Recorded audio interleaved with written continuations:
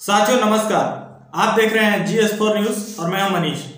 साथियों, वर्तमान भारत की जो स्थिति है और जिस लोकतंत्र में हम लोग जी रहे हैं, वैसे में लोकतंत्र के वकालत करने वाले हमारे तमाम महापुरुषों की विचारधारा हमें बहुत याद आती है। और जब हम लोकतंत्र की बात करते हैं तो बाबा साहब अम्बेडकर का विचार जहन में सबसे ऊपर आता है।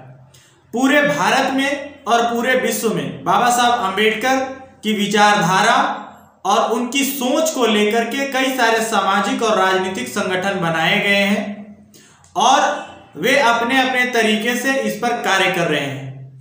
इसी के कड़ी में झारखंड राज्य में अम्बेडकर चेतना परिषद के 15वें वार्षिक सम्मेलन का आयोजन 14 फरवरी 2021 को झारखंड राज्य के गढ़वा जिले के कांडी प्रखंड के कांचर गांव में सावित्रीबाई फुले बुद्ध विहार सुवर्ण भूमि में संपन्न हुआ।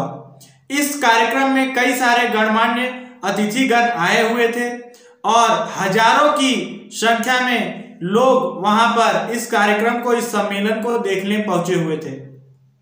कार्यक्रम की अध्यक्षता डॉक्टर विजय कुमार त्रिशरण सर ने की। वहीं उद्घाटनकर्ता शिल्पकार भिक्षु मैत्रेय बौद्धि जी रहे और विशिष्ट या मुख्य अतिथि डॉक्टर BP अशोक एवं धीमती शर्मिष्ठा गौतम जी रहे। तमाम सारे लोग आए और तमाम तरह की बातें हुई। सभी लोगों ने बाबा साहब अम्बेडकर को ध्यान में रखते हुए वर्तमान समय के परिप्रेक्ष्य में बाबा साहब के विचारों को रखा और अपने तरीके से उसे बताने की कोशिश किया, लोगों को जागरूक करने की कोशिश किया। सामाजिक समस्याओं पर चर्चा हुई। लोगों ने बहुत ही गहराई से और बहुत ही ध्यानपूर्वक वक्ताओं के विचारों को सुना और अपने अपने तरीके से वो उसे किस प्रकार से लेते हैं और इसका क्या परिवर्तन होता है, क्या असर होता है, वो आने वाले समय में हमें देखने को मिलेगा। लेकिन साथियों, मैं बताता चलूं कि इस कार्यक्रम में मैं वहां पे उपस्थित नहीं था। मेरे मित्र शशिकांत कुमार गोपाल जी ने मुझे कुछ वीडियो क्लिप्स भेजे हैं, जिसमें से IPS doctor BP Ashok sir का वीडियो क्लिप मैंने देखा। बहुत ही शानदार है और सामाजिक परिवर्तन के लिए उन्होंने जो बात कहा है वो बहुत ही महत्वपूर्ण है। डॉक्टर BP अशोक की बातों को अगर देखा जाए और सुना जाए और उस पर अगर अमल किया जाए तो समाज को परिवर्तन की दिशा में एक नया आयाम तक पहुंचाया जा सकता है। बहुत ही महत्वपूर्ण बात है और बहुत ही जरूरी है। ये जरूरी है सभी के लिए, सभी भारतीयों के जीवन में उनकी ये बातें परिवर्तन ला सकती है। उन्होंने व्यापार से लेकर के सामाजिक और राजनीतिक सुरक्षा, सामाजिक और राजनीतिक उथल पुथल, सामाजिक और राजनीतिक समस्याओं पर भी चर्चा किया। मुख्य रूप से उन्होंने गरीबी और व्यापार से संबंधित बातों पर चर्चा किया। उन्होंने क्या कुछ कहा वो आप इस वीडियो क्लिप में देख सकते हैं और उनके इन बातों पर आपका क्या राय है वो आप हमें कमेंट बॉक्स में बता सकते हैं। रोजी रोटी में बीच के 2 हिस्से यानी कि 50% आपको अपने उद्यम में लगाने हैं, व्यापार में लगाने हैं, नौकरी में लगाने हैं। 25% अपनी सुरक्षा के लिए, भविष्य के लिए, चाहे वो रमाशंकर जी बैठे, चाहे जीवन बीमा कराओ, चाहे जनरल इंश्योरेंस कराओ, ताकि जीवन के अंदर जिस दुख को खत्म करने के लिए महामानव बुद्ध ने उपदेश दिया, बिना कमाए खाएंगे खाया, कि वो व्यक्ति खाना जब खाता है, कौर लेता है, तो उसको ऐसा लगता है जैसे कि वो लोहे का तपता हुआ गोला अपने गले में ले रहा हो। किस हद तक आर्थिक चिंतन उन्होंने किया, कितना वैज्ञानिक चिंतन किया, एक डिपेंडेंट ओरिजिनेशन का, प्रतीक उत्पाद का सिद्धांत दिया। जो लोग हर चीज का जवाब ईश्वरवाद में, आत्मावाद में, अवतारवाद में ढूंढते थे, बाबा साहब ने 22 प्रतिज्ञा देकर के उसे और स्पष्ट कर दिया। लेकिन परिवार हो, चाहे दार्शनिक स्तर हो, सभी क्षेत्रों में बुद्धों का, धर्म का जो रेलिवेंस है, जो प्रासंगिकता है, साफ साफ दिखाई देती है। पूरे दुनिया के अंदर आज एक ऐसा वातावरण बना हुआ है जो राइट विंग एक्सट्रीमिज्म की तरह से जाना जाता है।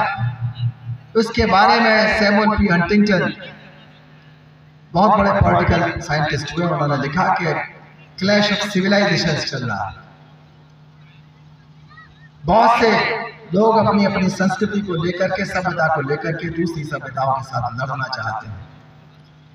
93 में लिखा गया और वो लग रहा है कि बहुत हद तक सत्य हो रही है।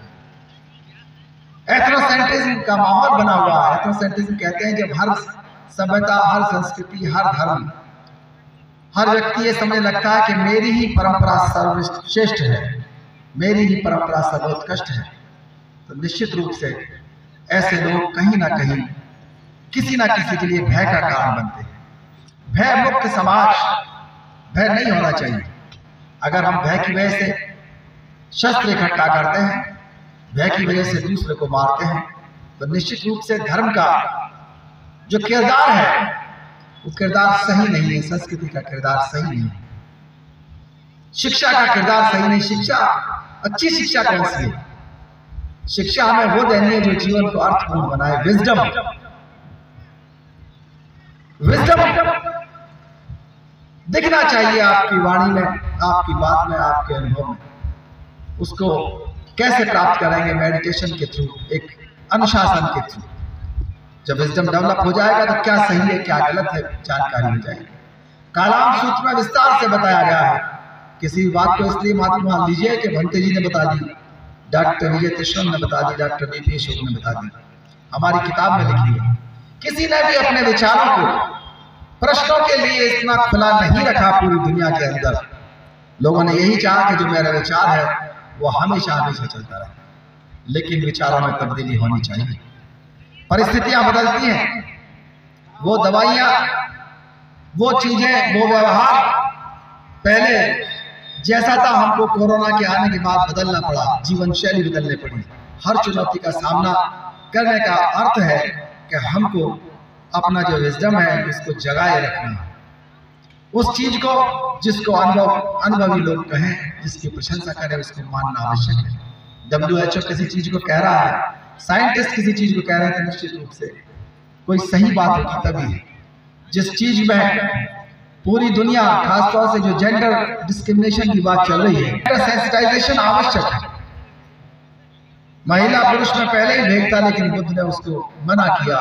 बेमिसाल को उपदेश में कहा कि नहीं, पुत्री पुत्र से अच्छी हो सकती है। बहुत से लोगों ने बदनाम करने का प्रयास किया कि बुद्ध के धर्म के अंदर महिलाओं का स्थान समता का नहीं, लेकिन स्त्री स्त्री हो, स्त्री पुरुष हो, चाहे गरीब अमीर हो, सबके लिए समता मूलक विचारधारा है। जो चीजें क्वेश्चनेबल हैं, आपत्तिजनक हैं, जो बाद में आई, वो बुद्ध के उपदेश नहीं हो सकते।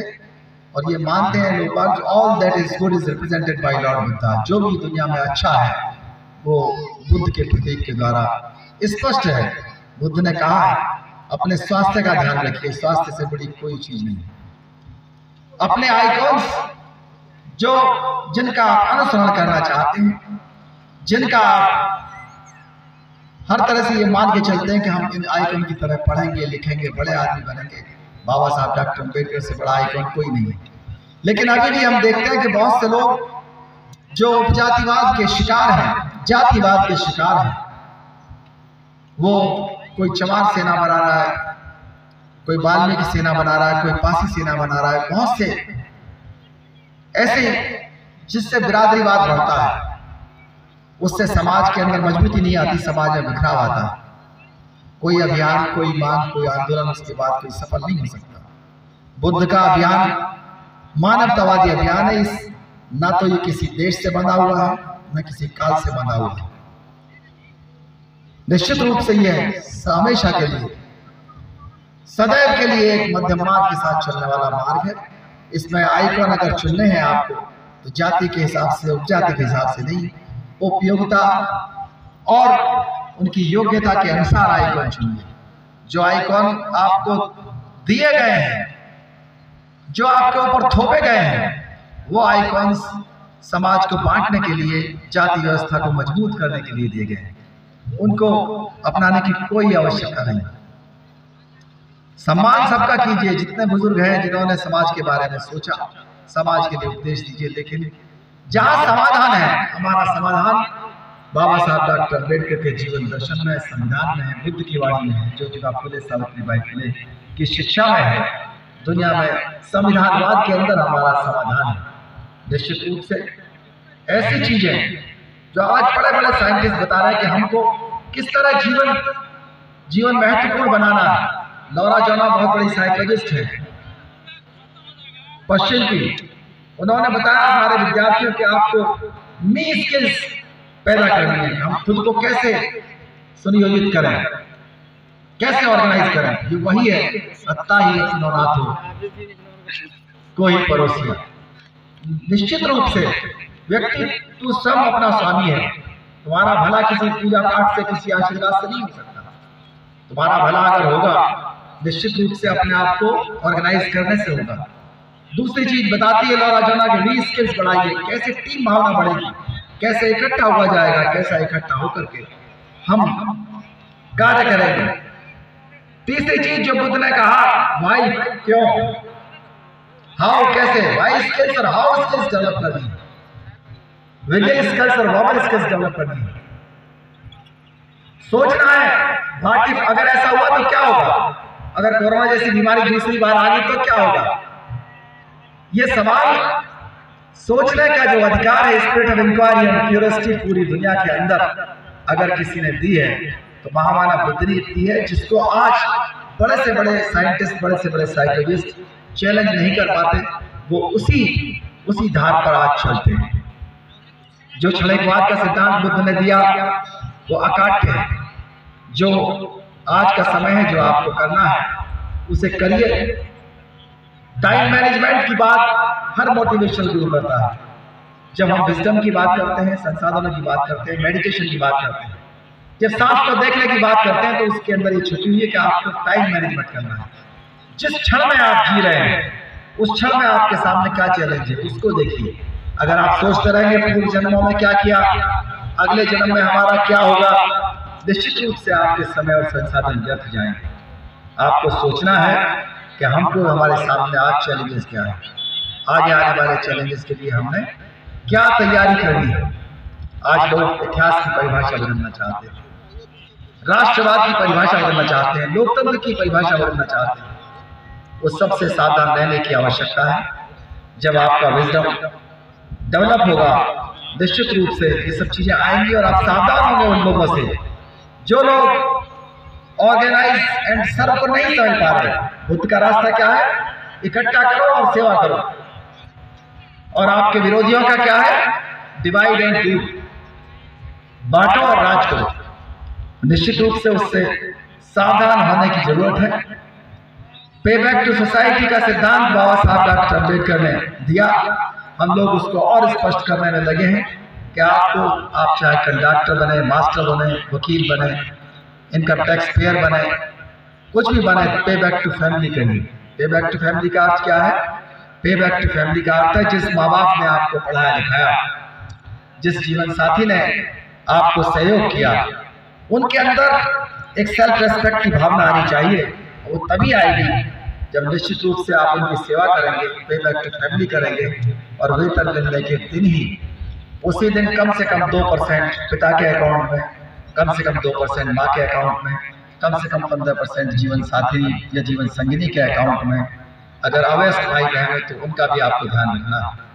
एक ऐसी व्यवस्था के फैमिली के लोग अनाथ ना हो, वो अकेले किसी सरकारी सहायता के ऊपर ना छूट जाए, इस सब का ध्यान रखना है। पे बैक टू सोसाइटी क्या है, पे बैक टू सोसाइटी एक इन्वेस्टमेंट है जो आपको अपने लिए ही मिलता है। अगर अत्याचार पीड़ित कोई है तो आपको 5% में से एक हिस्सा उसको देना है। अगर आपका पड़ोसी है, निश्चित रूप से आप भी कल अत्याचार पीड़ित हो सकते हैं। 1% उन लोगों को देना है जैसे भिक्षुगण हमारे अंधविश्वास के खिलाफ काम कर रहे हैं। अगर निश्चित रूप से इनके पास घूमने फिरने के लिए पैसा नहीं होगा, आने जाने के लिए संसाधन नहीं होगा, निश्चित रूप से हमारे 5% में से एक हिस्सा हमारे भिक्षुगणों को और उन लोगों को जो लोग अंधविश्वासों के खिलाफ काम कर रहे हैं, जो लोग सामाजिक क्षेत्र में लगे हुए हैं, उनको भी एक हिस्सा देना चाहिए। जो लोग शिक्षा और चिकित्सा के क्षेत्र में लगे उनको भी एक हिस्सा मिलना चाहिए।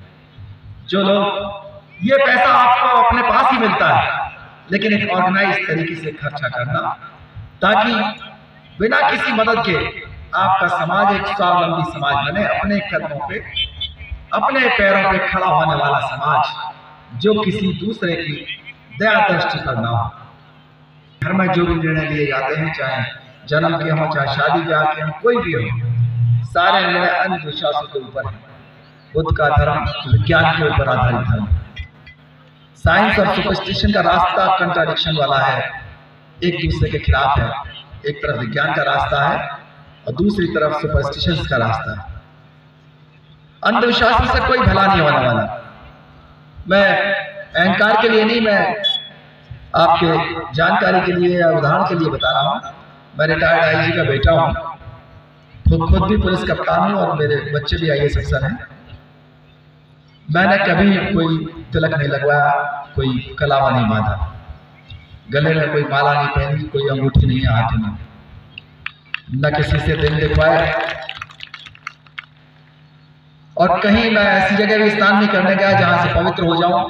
मैं कुंभ मेले का ट्रैफिक भी रह चुका हूं, लेकिन वहां भी जाकर के कभी ऐसा नहीं किया मैंने पानी से पाप धोए।